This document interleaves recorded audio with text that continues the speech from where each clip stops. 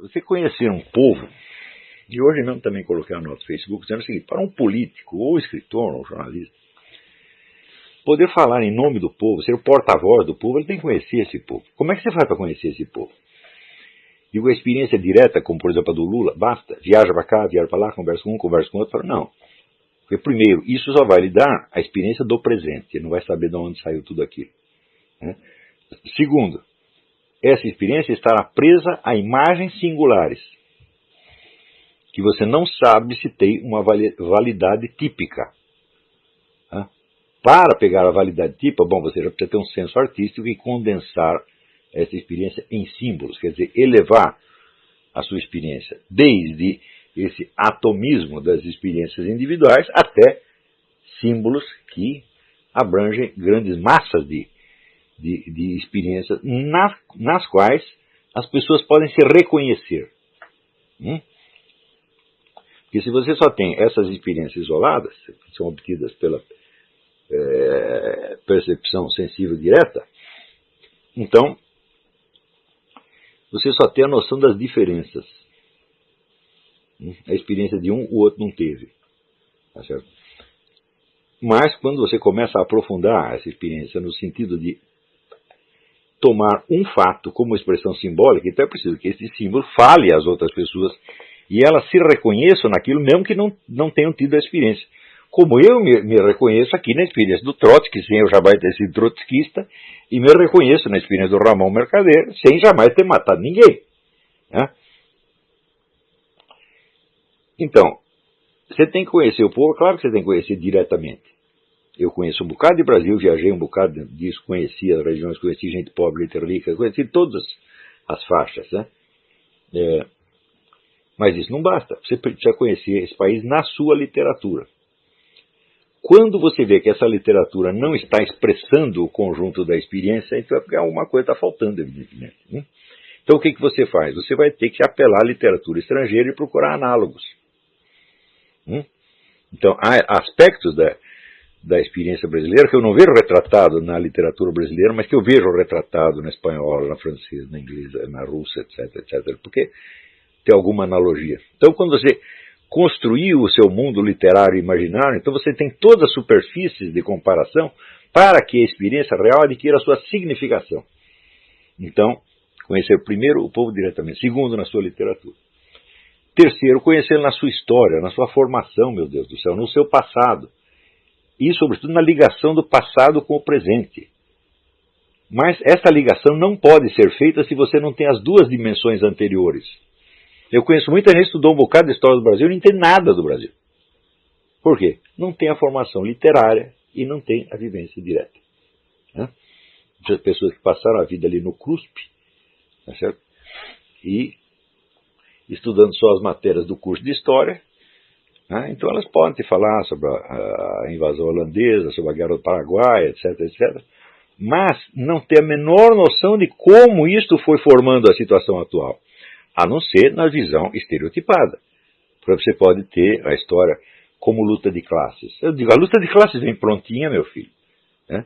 Você pegar, por exemplo, a obra inteira do Nelson Werneck Sodré, é apenas isso, quer dizer, a transposição do esquema marxista, pronto, ele preenche com meia dúzia de fatos, esquece ou ignora os fatos que não batem com aquilo e pronto, está feito o problema. Né? Tem aí esse sujeito, esse Muniz Bandeira, não é isso? Muniz Bandeira, toda a obra dele, o que é? É propaganda soviética e pronto, acabou. Nada mais do que isso. Quer dizer, você não tem a experiência real ali. Mas, tanto, veja, quando eu citei o Muniz Bandeira, eu já assinalei isso aí, por exemplo, que há 50 anos o pessoal diz, o golpe de 64 foi preparado pela CIA. Eu digo, bom, esta é uma noção estereotipada que você pegou. Quer dizer, você vê, por exemplo, o governo americano não estava gostando muito do que o governo João Goulart fazia, e daí você conclui que você cola uma coisa com a outra através da imaginação. Então eu digo, bom, mas vamos aos fatos concretos. Então você me deu o nome de um agente da CIA que estivesse lotado no Brasil na época. Esse nome há 50 anos até hoje não apareceu, não tinha nenhum. Então, quer dizer, está faltando o elo concreto. Mas o indivíduo pode viver dessas mitologias o resto da sua vida. Né? Eu li aquele livro em guarda contra o perigo vermelho, o sujeito chamado Rodrigo, não sei o que, Pato, né? Pato com 2 T's, que Pato com um T só é o leitor, né?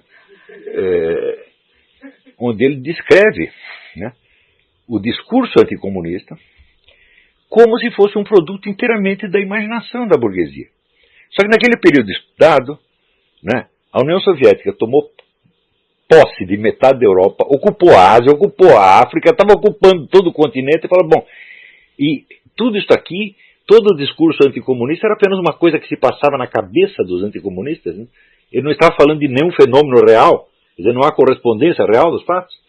Então ele descreve só o lado subjetivo, como se fosse um fenômeno de certas classes sociais ou grupos que imaginavam que certas coisas estavam acontecendo, né? E o sujeito faz com isso uma tese de doutoramento, meu Deus do céu. Digo, bom, mas peraí, você não pode descrever um fenômeno de tipo ideológico, por assim dizer, um discurso ideológico, sem você reportá-lo ao que está efetivamente acontecendo, né? Por exemplo, lendo esse livro aqui, esse livro do Leonardo Padura, é altamente documentado. Ele já estudou história durante 30, levou 30 anos para fazer esse livro. Estudou muita história, está tudo bem documentado. Tem pedaços que ele inventa, mas a maior parte, por exemplo, tudo que se refere ao Trotsky é tudo real, né?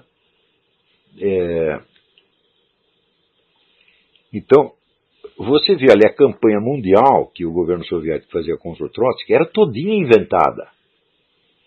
Porque você tem os documentos da história do próprio Trotsky, você sabe que o Trotsky não fez nada daquilo. Ele diz o seguinte, que o Trotsky estava tramando com o governo americano e com o governo nazista a derrubada do governo soviético. Eu digo, o quê?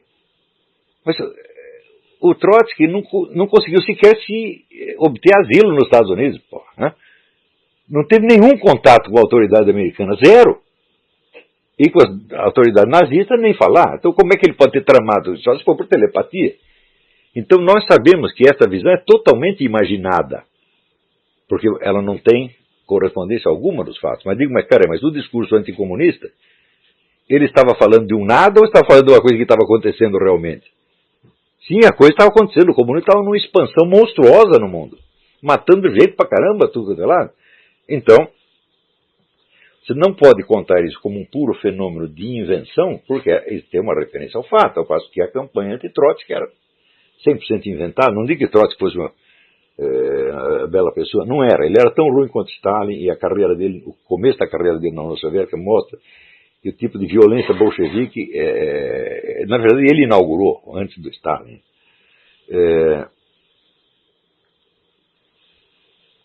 Mas nós sabemos que tudo que o governo soviético inventou contra ele era tudo falso. Tudo falso. Por exemplo, quando ele estava exilado no México, ele não podia sair de casa. E cada pessoa que entrava era anotada pela polícia mexicana. Tinha 10 policiais mexicanos em torno da casa dele, em parte para protegê-lo, em parte para espioná-lo e anotar quem entrava e quem saía. Portanto, você sabe, todo mundo que entrou e saiu, né, todo mundo que falou por telefone, tudo. E nada ali dá o menor sinal de que ele pudesse estar conspirando com qualquer governo estrangeiro. Ao contrário, todos os países onde ele foi exilado, tudo que os países queriam era vê-lo pelas costas o mais rápido possível. Aceitavam o cara, você está entendendo? Assim, só para não passar vergonha, para não dizer que recusamos direito de asilo, mas não vou ficar empurrando o cara para ele ir embora o mais cedo possível. Isso aconteceu na Noruega, na França, na Turquia, no México, todo lugar que ele foi. Então, quer dizer, o prestígio dele com as autoridades de qualquer governo do mundo era zero. Zero. Mas quando você vê a versão soviética, ele era um todo-poderoso chefe de uma conspiração mundial que estava lá boicotando a Revolução Soviética, tramando para envenenar em massa cidadãos soviéticos. Veja você, foi acusado disto. E, sobretudo, para matar o próprio Stalin. Né? Quando ele, você vê aqui claramente, ele sabia que ele ia ser morto. Até eu tenho a impressão que me sobra é que ele deixou o Ramon Mercader matá-lo. Ele sempre dizia, não, os caras vão me matar, eles vão me matar. E eu acho que ele tinha cansado de fugir do assassino virtual e ele se deixou. Você imagina, o Mercader era um cara desconhecido, ele entra, deixa o cara entrar na casa dele e fica de costas pro cara. Fala, é muita moleza. Eu acho que o Trotsky sabia, esse sujeito vai me matar, eu já estou cansado disso, vamos embora. Né? Então, vamos dizer, a comparação entre a impotência total do Trotsky nos últimos anos e a onipotência que o governo soviético lhe atribuía é tão grande, que você entende que esse é mesmo um discurso totalmente imaginado. Mas você não pode dizer o mesmo do discurso anticomunista, que, na verdade, abrangia muito menos do que os soviéticos estavam efetivamente fazendo. Às vezes até esse discurso era ingênuo. Tá, não?